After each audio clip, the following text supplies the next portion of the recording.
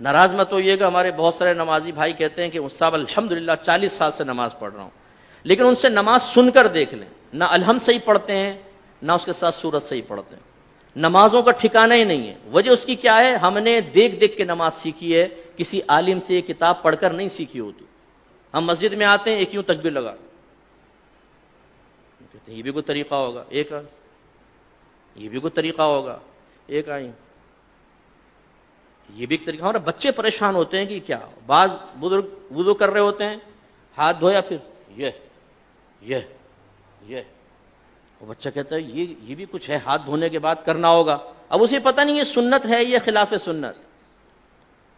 ہمارے نوجوان بعض اوقات نماز پڑھ رہے ہوتے ہیں، پف نکلی ہوئی، ٹوپی غائب۔ اب ٹوپی سے نماز پڑھنا مستحب ہے، اس کا انکار نہیں ہے، اور ہم ادب بھی اس کو کہتے ہیں، لیکن بغیر ٹوپی کے نماز پڑھنا نہ گناہ ہے نہ کوئی مکروہ تحریمی، زیادہ سے زیادہ آپ کہہ سکتے ہیں مکروہ تنزیہی، جو گناہ نہیں ہے نظر شرع میں لیکن اچھا بھی نہیں ہے یوں۔ اب ہمارے کئی لوگوں کو دیکھا وہ نماز پڑھ رہا ہے، ٹوپی لی اس کے سر پہ، اور پھر جمائیں گے اس کو تھوڑا سا نا تاکہ اچھی طرح وہ اپنی جگہ بنا لے، لیکن اس کے بال بھی ایسے آوارہ گرد اور ایسے دشمن ہوتے ہیں، بولتے خبردار جو ٹوپی ٹکی سر پہ، وہ رکوع میں جاتا ہے ٹوپی پہلے سجدے میں۔ یہاں تک میں نے دیکھا ہے نوجوان سجدے میں گیا تو اس کو سجدے میں اس کے وہ جیسے نٹ کس رہے ہیں اس کے سر کے اوپر۔ ارے بھائی اس کو ٹوپی پہننا کوئی لازم نہیں تھا، آپ کا یہ اس کو اس طرح تنگ نہ کرنا واجب تھا، آپ نے کیا، آپ گناہگار ہوئے۔ سرکار نے تو نمازی کے آگے سے ایک قدم بڑھنا منع فرمایا، آپ پوری تباہ زمائی کر رہے ہیں اس کے سر کے اوپر ٹوپی لگانے کے سلسلے میں۔ ایسی بیٹا آنکھیں بند کر کے نماز نہیں پڑھتے ہیں، آنکھیں کھول کر پڑھتے ہیں۔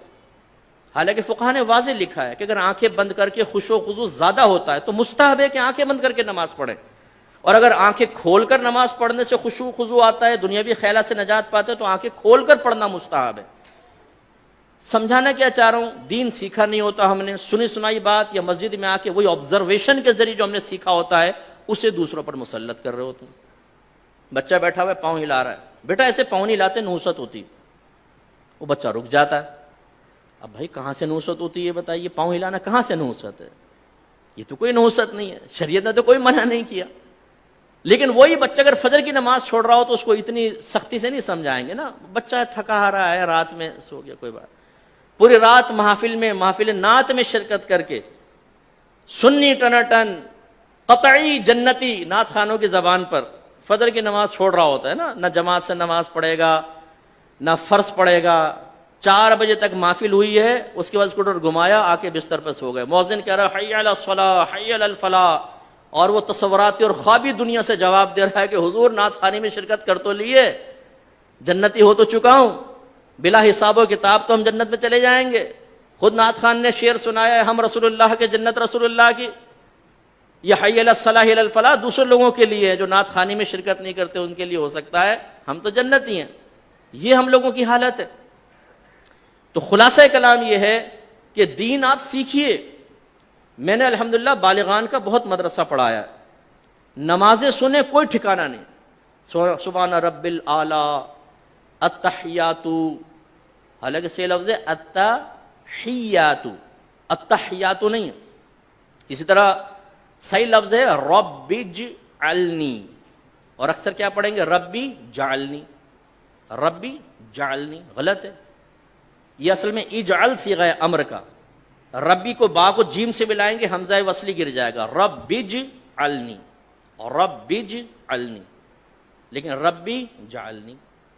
تو یہ کیوں ہوتا ہے؟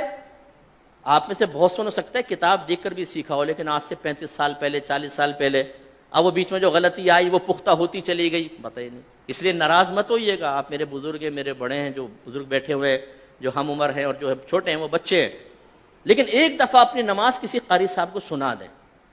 پہلی بات تو یہ کہ جس کو ڈر ہوگا نا خوف کہ میں پھنسوں گا، وہ سنائے گا ہی نہیں، وہ کہے گا مفتی صاحب نے ٹھیک کہا لیکن اللہ کی رحمت بہت بڑی، اللہ معاف کرنے والا ہے۔ بھائی اللہ تعالیٰ رحمان ہے، رحیم ہے، لیکن وہ قہار و جبار بھی تو ہے۔